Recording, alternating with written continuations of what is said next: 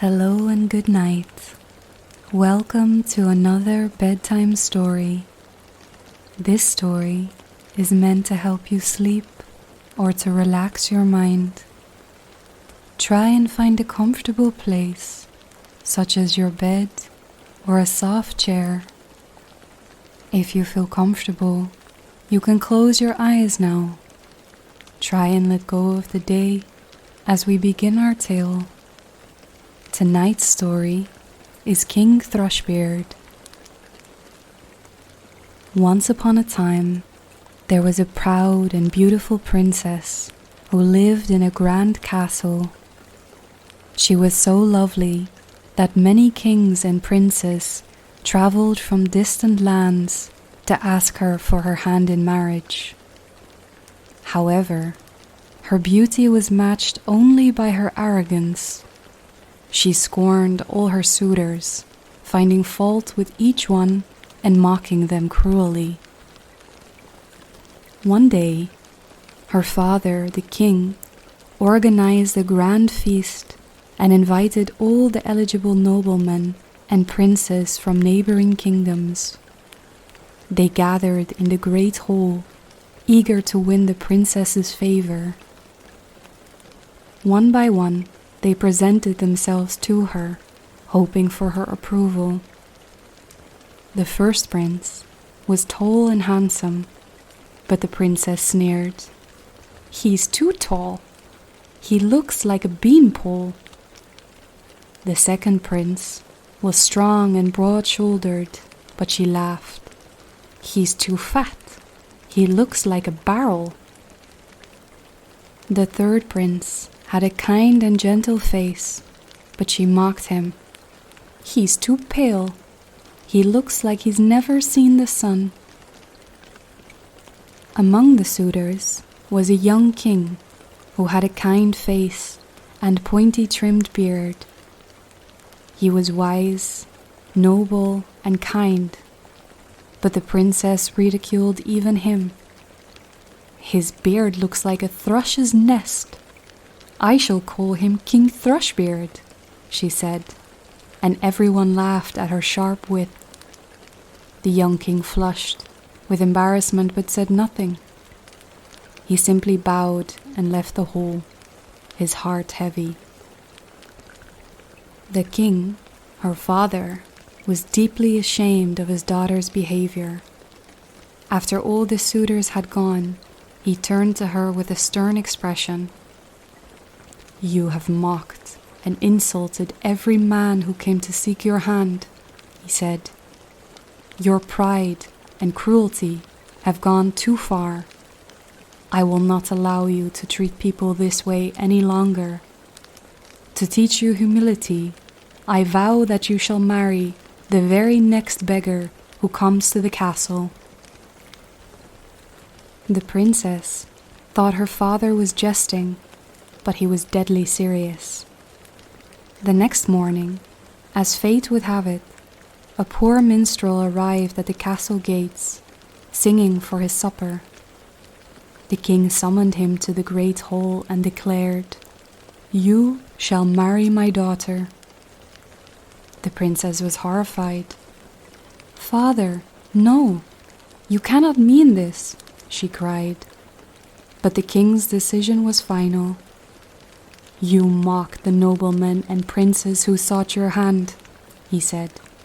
"Now you will learn what it means to live humbly." The minstrel, surprised but delighted by his sudden fortune, accepted the king's decree. The princess was dressed in plain clothes and led away from the castle. She wept bitterly as she left her home, accompanied by her new husband. The minstrel's home was a modest cottage in a small village. It was nothing like the grand castle she had lived in all her life. When they arrived, the minstrel said, "This is our home. You must learn to manage the household, for we are poor and there are no servants here." The princess had never done a day of work in her life. She stumbled clumsily through her chores, spilling water, breaking dishes, and burning the food. The minstrel was patient but firm. "You must try harder," he said. "We cannot afford waste." To earn their keep, the minstrel went out to sing in nearby towns, while the princess stayed behind to tend the house. Her hands became rough from scrubbing floors, and her once delicate skin grew weathered. She began to understand how hard life was for ordinary people and regretted her past arrogance. One day, the minstrel said, "We cannot survive on my singing alone. You must help earn our living. I have arranged for you to work in the king's castle as a kitchen maid." The princess was humiliated, but agreed. She worked in the castle kitchens, scrubbing pots and pans, and carrying heavy buckets of water. The other servants teased her for her clumsiness and called her Princess Ragged. She swallowed her pride, however, and endured their taunts, determined to make amends for her past behavior. One evening, there was great excitement in the castle. A grand feast was being held in honor of the young king, King Thrushbeard. The princess watched from the shadows as the noble guests arrived, dressed in fine clothes and glittering jewels. Her heart ached with longing for the life she had lost. As the feast began, the princess was tasked with carrying trays of food into the great hall. She kept her head down, hoping no one would recognize her. But as she approached the head table, she froze. There, seated in a place of honor, was the very man she had mocked so cruelly, King Thrushbeard. Their eyes met, and the princess felt a rush of shame. She turned to flee, but the king called out to her. "Wait," he said. "Come here." Trembling, she approached the table. The king looked at her with a kind but serious expression. "Do you remember me?" he asked. "Yes, Your Majesty," she whispered. "I am deeply sorry for my behavior. I have learned how wrong I was to mock you and the others who sought my hand." The king nodded. "I know you have," he said, "for I was the minstrel who married you." The princess gasped in astonishment. "You?" "Yes," the king said. "I disguised myself to teach you a lesson in humility. I wanted to see if you could change, and you have. You have endured hardship with grace and learned the value of kindness and hard work." The princess's eyes filled with tears.